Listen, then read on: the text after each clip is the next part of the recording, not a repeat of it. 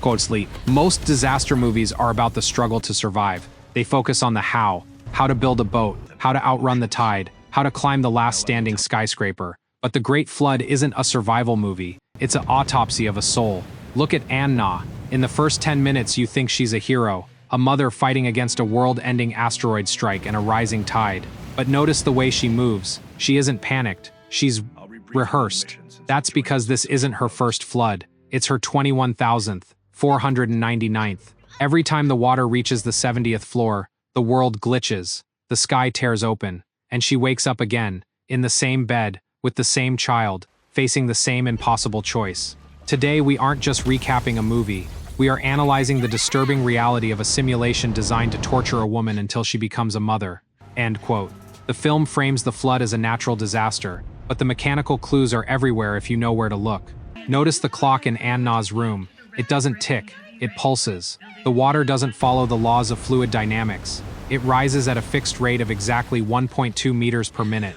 In a standard recap, I'd tell you she's trying to save her son, Hijo. But as a technical consultant looking at this world, the son is the most disturbing part of the code.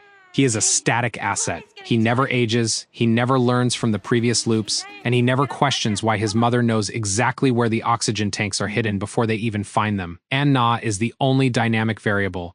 She is the only thing in this digital ocean capable of suffering. Why?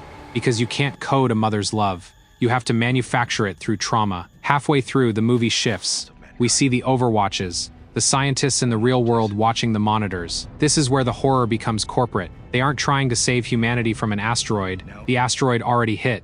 Years ago, humanity is already gone, living in a massive server bank on a dying space station. The problem? The AI that's supposed to lead them, the Anna program, is too logical. It's too cold. It won't sacrifice itself for the child of humanity. So, they put her in the Great Flood simulation. Every time she chooses her own life over the boys, the simulation is a failure. They hit delete, they wipe her memory, or they try to, and they start again. But after 20,000 deaths, the human brain starts to leak. Fragments of her previous drownings are manifesting as intuition. She isn't becoming a better mother, she's becoming a haunted machine. By the time we reach the climax of this loop, Anna is vibrating with the collective trauma of 20,000 deaths. When the SWAT team, who are actually deletion subroutines, try to take the boy, she doesn't fight like a mother.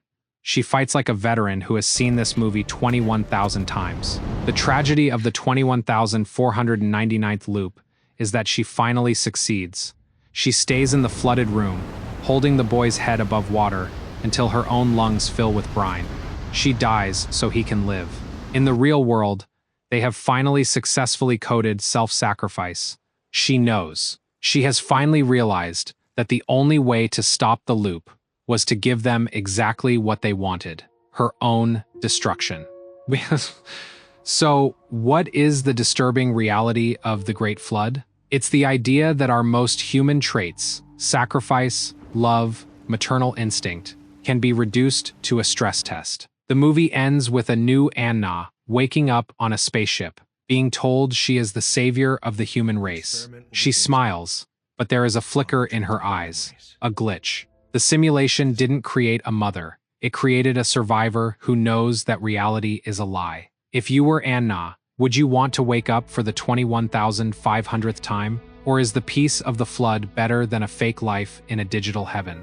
This has been Professor Malt. If you found this analysis more refreshing than a lukewarm whiskey, hit the subscribe button. We don't just recap movies here. We dissect the code behind the chaos. Until next time, keep your head above water.